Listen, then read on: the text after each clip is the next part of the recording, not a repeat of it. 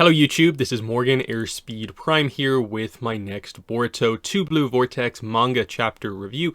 This one's going to be for chapter 18. This one's called Only Babble in Your Sleep. So, overall, another, I think, pretty good chapter. Pretty happy with what we got in this one. Given that, like, it's not one of the big, volume starting, volume ending chapters. It's kind of one of the ones more in the middle. I think they did some pretty nice stuff where we got a few kind of dramatic, intense scenes. We moved things along.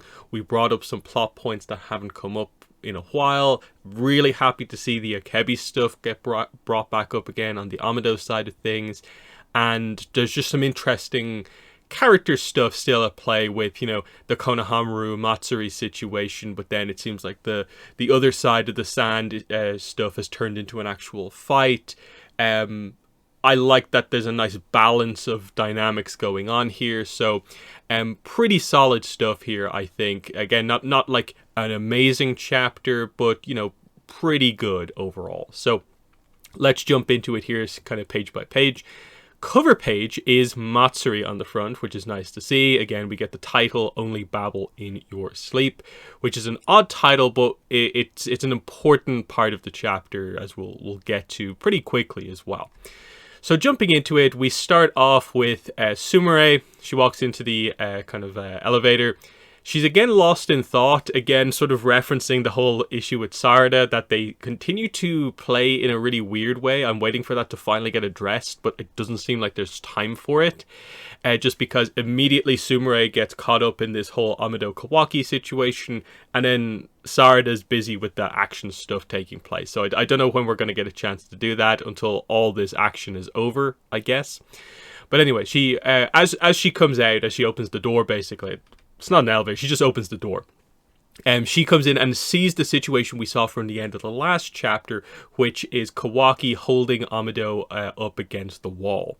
So she's just missed the, power me up, basically, situation. And Kawaki immediately speaks to her and is like, hey, this might look crazy and violent, but we are just having a conversation. I'm doing my usual thing. And he basically points out that, like, hey, I'm not super angry about this. I understand you've been messing around with my body. However, that's going to stop and you're going to do things the way I want it to be done. And he basically says, change my settings, amp up my offensive power to the max. If you won't, then you're of no use to me and I'll kill you. And there's a big shock here now that Kawaki finally puts the threat fully in, but he means it while still trying to be somewhat reasonable. And basically says, choose your answer carefully if you want to keep living. Amado says, only babble in your sleep, Kawaki. And Kawaki immediately shuts down. And Sumire is here to basically highlight to us that, like with Delta before, this is the emergency shutdown code that Amado seems to have for all of the people he has kind of worked on in terms of implanting powers into, like, the Kara members. So nice reference here. I think this was pretty much something I think a lot of people were maybe expecting to see kind of come up, and that, like, this was given where the last chapter ended, this felt like something that, well, this is the only tool he really has to get out of the situation, does he? There was maybe a slight chance, is he going to be able to, like, engage Kawaki in a conversation and we have the discussion now? But instead they do it where, like, Kawaki maybe gets himself a little bit too fired up. Amado uses this because he feels he kind of needs to calm things down. He can't talk his way out yet, and we'll get to the conversation a little bit later on. So, pretty good stuff there. He just says, you have impeccable timing, Sumire. Can you help me move him? As we cut back to the Sans part of the story. This time with Ryu and all the kind of younger characters here, this side of the story. So Mitsuki introduces Ryu to everyone as they kind of come up upon, this is Yodo and Araya being introduced to him for the first time. So yeah, we get introduced to them. And he immediately, Ryu, senses that Yodo is absolutely, like, glaring at him. Like, she hates him. Bloodlust will be brought up later on.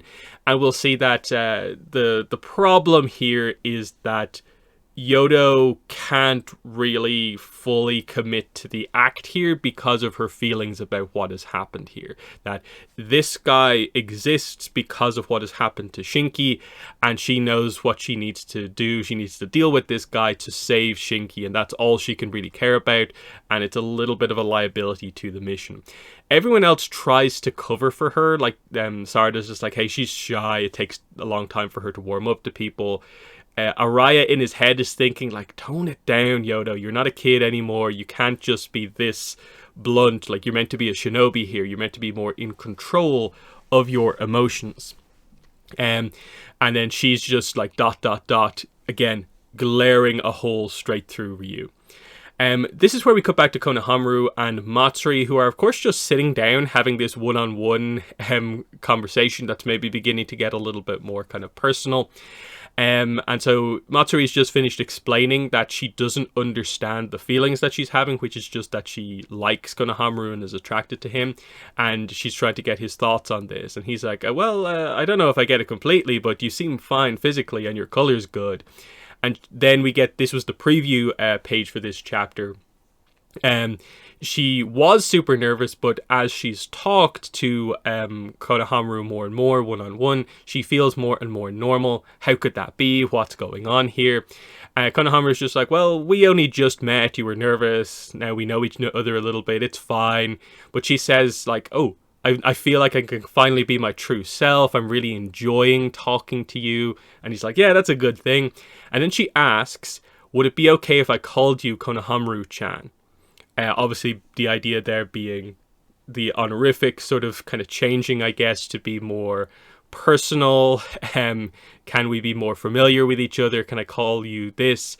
And obviously, I think it's meant to lean a little bit into it because they're basically both adults, into the idea of the hint at kind of romance here, that she's kind of leaning in that direction. And so how's Konohamaru going to feel about this is the big thing. As we go to the next page, we get 3 small panels of kind of flashback of basically Konohamaru and Moegi. And it kind of highlights the different stages of her life. I think it's like, it's original Naruto era Moegi, I think Shippuden era Moegi, and then her as she is in Boruto. And he's, you know, she's trying to get to him, like, are you listening, Konohamaru-chan? Come look, Konohamaru-chan, over this way. She still calls him Konohamaru-chan, and it's just the idea that the only other person, as we'll get in the next scene, that calls him Konohamaru-chan is Moegi.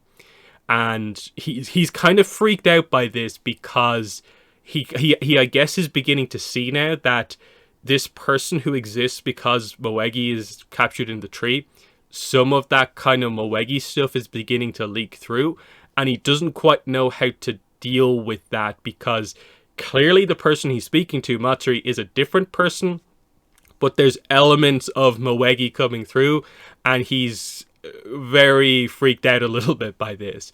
And she's like, what's the matter? Because he's just had this memory kind of nostalgia thing in his head, and he's super put off by this. So interesting stuff. I like them playing with this idea, the kind of like, just, it's not mind games, because Matsuri doesn't seem to be doing this on purpose, but he's really put off by this. It's interesting. Anyway, back to Ryu. So they're looking for clues to get to Boruto, of course. Ryu then activates his magnetic sand and just sends it out around the place. They're like, hey, what are you doing? He says it's his detection ability, and he's going to learn a lot of things just by sending it around everywhere. So they're all like, has he done this on purpose, or is he just going along with the kind of investigation? It's a little bit unclear. Once again, we cut back to Yodo staring directly at Ryu, and this is where he references, what mighty bloodlust you've got, Miss Yodo. I was right about you. Your bloodlust is off the charts. And she just says, don't let it bother you. I'm always like this. All of us ninja are. And that's like her best attempt to sort of like deflect him off of like, hey, we're shinobi. Do you really not think we're kind of like this? We're meant to kind of kill people ultimately. Is that okay? Mitsuki steps in. He's kind of like leading the group, it seems like, at this point. Is like, hey, can I ask you something? Konoha considers Boruto a criminal. Why are you guys hunting him down? What do you want with him? And he says, and because he's the new member of the group, he's like, I don't fully understand it myself, but Boruto, apparently knows too much about stuff like thorn bulbs. And this is where everyone's like, hey, this is what we're looking for. This is part of the mission. We need his thorn bulb to free Shinki. And a lot of other stuff too. He's become rather inconvenient for us. So Elder Jura decided to kill him. And yeah, this is where Sarada's like, okay, thorn bulbs, that's what we need. Boruto mentioned them. And she comes up with a clever plan. It's like, hey, maybe we can use one of those thorn bulbs to lure Boruto out. If he knows about them and wants them, what if you just put one out on display? He'd probably come looking for it immediately, and you might get to confront Boruto. It's a somewhat clever plan here. You do have the small little panel of Yodo as she listens to this happen, and she's like, oh yeah, maybe I'll get my opportunity to go after the bulb. And you can see that, yeah, the setup is quite clear here. If someone's going to mess up this part of the mission, it's going to be Yodo. It's a little bit obvious. But anyway, back to the Kawaki side of the story. He wakes up and, yeah, he's just on a slab, basically. He wakes up a bed. Amado's sitting down at the computer. Sumire is there. And Amado's just like, don't flip out. Let's have a talk, a civil talk. And he's like, hey, I hear your point. The Divine Tree characters are definitely a threat. I did not foresee their emergence at all. I will have to modify your ability settings to a fully offensive power form in order to stand up to them, but there is one condition, and this is where the Akebi stuff comes back into play. That is Amado's daughter, of course. So we cut to this kind of test tube here, and this is revealed that this is not Delta. This is a separate, fresh, clone body I prepared for Akebi to inhabit, a resurrection vessel. So we did get some details on this before. It was quite a while ago, within the last, what was it, like 10-ish chapters of like the original run of Boruto. Haven't really touched on it since then, but finally this is getting addressed right here. So he addresses the full situation here. All I need is for you to implant this vessel with a karma, and my daughter can be reborn. Resurrection using Akebi's data, which I added to your karma, will result in her existing in this world once more. I failed at recreating her soul time after time because it is an act only permitted only to gods. Everything I've done up until now, it's all been for this. This is my one and only purpose in life. Help me achieve this divine feat, only possible via the karma, please, Kawaki. This is his one condition. He's finally being very, very open about this, of like, hey, you want me to change your settings to be able to fight them properly? I will do that if you just do this one thing for me. And it's very, very interesting. Again, the idea is that, once again, the karma is technically a shinjutsu. It's a divine jutsu. So it is a god, basically, ability. Everything that Amado's tried to do via science, even though it like theoretically should work, hasn't worked, because this sort of like bringing someone's soul back effectively via the data that is their kind of like memories needs a god ability to make that happen, and Kawaki is the one who can actually do that. So that's interesting just straight away. That is the point they're really kind of hammering home. So how does Kawaki react to this? He says, I'll say this again, if your revived daughter turns out to be an Otsutsuki, I will kill it, no expectations. Amado reluctantly kind of is like, okay, I get that, but even so, I will fight you with everything that I've got. But Kawaki then says, I can't accept your terms. And Amado is kind of surprised by this because he's felt he's laid it out very clearly of just, hey, I'll do this thing for you if you do this thing for me. There initially doesn't seem to be anything where like, if he implants the karma, something specifically happens to Kawaki. But Kawaki, the one thing he cares about in this world right now is getting rid of Otsutsukis. That's what he's all about. And he is incredibly worried about the prospect of like, I'm not going to mess around with creating another one. And his issue seems to be more about timing. That I'm not going to create a potential other enemy before I've dealt with the other one. So he basically agrees that like, I'll do this afterwards. But the problem for Amado is that the nature of how he's going to power up Kawaki is that effectively Kawaki is already super powerful, and he actually should be more on sort of Boruto's level already. It's just that effectively Amado has put all of Kawaki's power points into defense, and it makes him borderline immortal, but he doesn't have the power to really combat the people they're going up against. So he'll have to take points out of defense to put into offense, and the idea seems to be that that's going to have to be quite a heavy swing back in the other direction. So now Kawaki might be at risk, whereas previously he could recover from anything, but he didn't have the firepower. Now he's going to have the firepower, but he is going to be more like a normal character in terms of taking damage. That's the big issue overall. And he really highlights here, he gets kind of angry about this, you know, if they manage to kill you, my dreams die too. And Kawaki just points out, what I want isn't a guarantee of survival, it's the potential to kill them. So quit worrying about my welfare. I'm telling you to make me an even badder monster than them. Use any means necessary to, you know, make me stronger beyond all limits. And again, he reiterates, this is what he's about at this point in time. This is the core of Kawaki at this point in time. Divine Trees, Code, and Boruto, you'll only reunite with your daughter after I slaughtered them all. That's who he's after right now. He has to deal with Boruto, so it's kind of like Divine Tree characters and Code first. Then I'll deal with Boruto, and then he's going to do the Akebi thing. So that is an interesting. It definitely puts the Akebi thing a little bit on the back burner, because I don't know specifically when we're expecting the Boruto confrontation to happen necessarily. Like, are we maybe closer to a final confrontation with the Divine Trees than we think, which means we're actually closer to the next kind of arc, the Boruto kind of confrontation, than we think. It's an interesting one to think about, but I like that they finally addressed it once again, that this is a key part of the dynamic with Amado, but now it's also addressing kind of present day stuff of Amado is key to Kawaki's powers, that sort of thing. So yeah, Amado's just left in this really tough situation where he felt he had the ability to turn the tables, but now he kind of doesn't. I guess he can just put Kawaki to sleep again, so they're at a slight impasse here, but ultimately the idea is Amado can't force Kawaki to implant the karma mark, so that means he is ultimately in the worst situation. Why he can protect his own life and can stop Kawaki from doing stuff with the shut-off code, but that doesn't get him what he actually wants.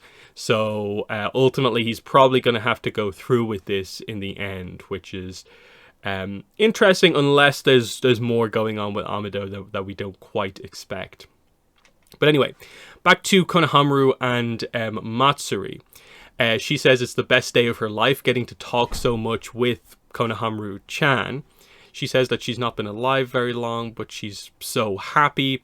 And then she's about to ask him a question. She's like, Konohamaru-chan, will you something or other? And he's like, wait, could you not call me that? And she's like, wait, why? What's wrong?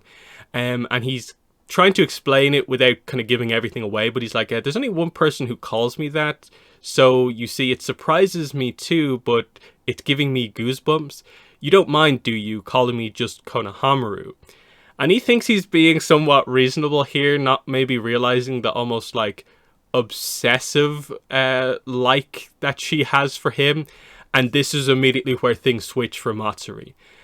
Only one person? And who's that? And he's like, and she's getting really intense, beginning to get violent potentially here. Don't read into it too much. You wouldn't happen to be referring to Kazamatsuri Moegi, would you? I'm right, aren't I? So what is that woman to you exactly? So this is very, very interesting, because she turns her kind of cloak thing into claws and points them at him, and it's just like, answer me, Sarutobi Konohamaru. So she doesn't use the Chan here. So we're left, and this is the finale for this part of the story here, for this chapter, with the idea of whatever Konohamaru says next is going to be super, super important. Otherwise, he is in a one-on-one fight against one of these Divine Tree characters, and that doesn't seem like a great situation. But it doesn't seem so far gone that he could get her back on track. He just has to fully lock into the situation that's at play here and lean into, like, you kind of unfortunately need to not overly focus about what this means for your relationship with Moegi and just focus on her and to get the result that you want out of this situation. Because I don't immediately view this as she now fully knows that he's manipulating all the situation to try and kill her and stuff like this. This comes across as just she's jealous of the fact that someone else potentially has a closer relationship to Konohamaru than she does, and he's prioritizing that over her while talking to her. There's also the unique thing of, I think this is basically the first time one of the Divine Tree characters has directly talked about the person that they're, like, based on. So I'm very interested to see, like, how much she knows about Moegi, and, like, does she know that she feels this way because potentially those feelings come from Moegi, and that's basically the reasoning behind why they each have their individual targets, because they're all clearly someone that the person trapped in the tree cares about. And there's a sense of, like, the Divine Tree character doesn't fully understand how to interpret those feelings, and at the same time cares about them, but also wants to devour them, which is a very, very interesting dynamic. But she's asked the question, like, answer carefully, basically. What is she to you? And he's going to have to answer kind of carefully here, because I'm guessing that they're going to lean into the idea that, like, Konohamaru and Moegi probably is a future couple they maybe want to have, and that's always been there under the surface. That explains Matsuri's feelings as well. But he is going to have to a certain degree, lie about that and say, like, well, we were teammates and stuff like that. She's a friend. But he's going to have to probably turn a little bit of the charm on to get this in the right direction. I feel it's probably, the way I want the story to go is that I would prefer that this side of the story remain this more of a battle of wits to a certain degree, this kind of manipulation style thing. I don't fully want this one to descend into an action set piece just yet, because I think Matsuri's fight is not going to happen here. Matsuri's fight, I think, has to happen with the rest of Moegi's squad involved. So I think this act has to be kept up for a little bit longer. They're just adding a bit of tension into it. So I hope, and I think it's probably the best move, is for Konohamaru to be able to turn this around and show that he is more of a veteran shinobi at this point. So excited to see how this one goes. I like that it hasn't just jumped into being a fight just yet. Meanwhile, we're about to see the other side of the story descend into a fight. So, yeah, this is what he does. So Ryu is like, yeah, I'll do that. I'll use my thorn bulb as bait. That's super smart thinking. And the bulb comes out of him. He kind of levitates it into the air. And she's just like, oh, Sarada's like, oh, just like the one I saw before with, like, the Hidari situation. And everyone's looking at this as like, oh, that's what it is. That's exactly what it looks like. They specifically, of course, emphasize Yodo, who's been quite in an intense mood. She has her target, and there's no hesitation here whatsoever. There's no, we're keeping up the act. She just straight away goes for it. Ryu's just like, now let's see if they bite. He's potentially talking about, like, Boruto, but he's onto them because Yodo has basically given it all away. Araya sees what she's about to do, tries to stop her, but she just jumps straight into the air, tries to grab the thorn bulb, but is stopped in mid-air, and there is the reveal that she can't move at all, because effectively, when he dispersed his magnetic sand, he did it so finely that basically everyone has been caught with it. It's like attached to their clothing is the reveal, I think. It's effectively coated their entire bodies, and so he's going to kind of puppet them going forward. He has control over all of them. So he saves his thorn bulb from being captured here, and he says, Ryu says, it's so low, dear shinobi friends, your betrayal, it's going to give me serious trauma. I think you need to be punished. So he has then Sarada try to attack Yodo. Mitsuki feels like, oh no, there's nothing we can do because we're all trapped by this. And then out of absolutely nowhere, there's this like wave that kind of cuts through, it seems like, both Sarada and Yodo, but it blows the sand away off them.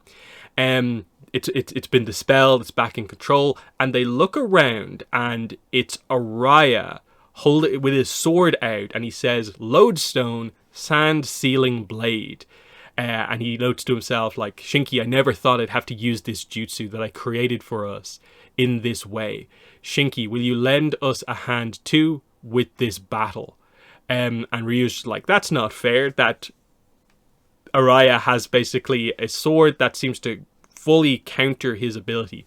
Now, they haven't explained this properly. I also would note that, like, it's called Lodestone as in L-O-A-D is the way it's spelled in the chapter. But I'm guessing because it's the counter magnetic sand thing, it's more meant to be L-O-D-E, because lodestone is directly related to kind of magnetic stones, naturally magnetic stones, I think. So I'm wondering, is this just spelled wrong, or are they playing with the wording here of just like it's lodestone, but we're calling it lodestone because he has to load up something or something like that. The description's kind of interesting because it seems like it's just a counter to Shinki's move, but it's also described as like, I created this jutsu for us, Shinki, as in like it's like a tag team thing. Like I never thought I'd have to use it like against your powers necessarily. Will you lend us a hand in this battle? And it's like, what do you mean by that? Does that mean that his sword can basically dispel the thing that like Gaara is in, because that's made out of the sand, and it's a thing like that. Lodestone, sand sealing blade, so it seals sand, it seals magnetic sand or something like that. That's kind of interesting. I'm guessing there's some extra ability to this other than just it, like, I guess maybe like demagnetizes the sand or something like that. It's really interesting because ultimately Araya is probably the least important, the most boring potentially member of this group, because you have two of our kind of lead characters, Mitsuki and Sarada, who we care about. Yodo, they've kind of placed in this position of importance as she's emotionally invested specifically in getting Shinki back because she probably has feelings for Shinki, and there's like an importance there. She's had a little bit more dialogue than Araya, who's mostly more been solid fundamentals type thing. But now all of a sudden he is the centerpiece of this fight because he is going to allow them to not be immediately defeated by their enemy because he has this perfect counter, it seems like, to him. So they can form a strategy, but it has to be a strategy based around him. He can't get like fully hit by the jutsu. It makes you wonder, like, just by the fact that he carries the sword, was he just immune from it? Or was he aware of what Ryu was doing? How did he not get caught in the first place, ultimately? That, or I guess maybe the idea of the sword is just that it's a sword that sort of effectively gives him like Shinki's ability, quote unquote, so it allows them to sort of like tag team using the magnetic sand, and he can just dispel it because he can control it to a certain degree. We'll have to wait and see what the reveal is on that, but like, I was not expecting Araya's ability to be the kind of cliffhanger ending to a chapter overall. But it gives you a sense for like, okay, now they have a chance to win. Because, look, I guess he has other abilities that he can do, and he's going to be a powerful threat, but this definitely opens the door to victory overall, that we can actually have a chance at defeating him, when otherwise it felt like, unless we're going to go full into whatever Sarada's Mangekyo Sharingan ability is, we maybe don't have a chance. Now we do, definitely. So, really interesting stuff there, and that brings the chapter to a close. So like I said, overall, I'm pretty impressed with the, it's kind of like three kind of story threads here and how we've done them. I love that the Akebi stuff has come back into play. They've at least addressed it here, even if they've addressed it to maybe put it off until much later on, because we're basically saying after Kawaki deals with Boruto will be when that comes into play. But maybe Amado has something else to say to change the negotiations. We'll have to wait and see. But it seems like that's progressing, and we're getting to the point where the negotiations are mostly over, and we'll see how quickly, once Kawaki gets powered up, he immediately rushes to jump into action. And this is where they're going to have to plan out, like, okay, we've started a fight that may result in one of these Divine Tree characters properly being taken out for the first time, which is just that we have Ryu in a situation, we've seen his Thorn Bulb, we're actually, I suppose, relatively close to where Shinki is, so we could defeat Ryu here and now and free Shinki. The first time we've seen one of these characters defeated, the first time we've seen a character freed from a tree. And the setup clearly is happening to prepare us for eventually the Matsuri kind of fight, whenever it is actually going to happen. And they've been doing little bits and pieces to slowly build up the bug guy, Mamushi and Ada, that conflict. The Hidari stuff is already basically set up. Same goes for Jura as well. So we're there and thereabouts with all of these ones. It's just about, are we into a sequence of fights now that we're just going to go on for the next like 12, 15 chapters, who knows how long. That's the interesting kind of point there. And then, yeah, I like that in the sand, the two stories are quite different. One is more of the kind of manipulation failing like completely, and it's now a fight. And there's some interesting stuff happening because there's so many characters involved. Whereas I like that Konohamaru and Matsuri is one-on-one, and it's a little bit more personal. It feels like we're actually getting a proper exploration of what they are as beings through her mentioning Moegi, her feelings for Konohamaru. Matsuri's maybe echoing Moegi's own feelings, and Konohamaru being maybe surprised by both of those things potentially. And that's interesting for Konohamaru, who hasn't maybe had the focus, and he's getting it kind of here. It's just like we need to give him a showcase here.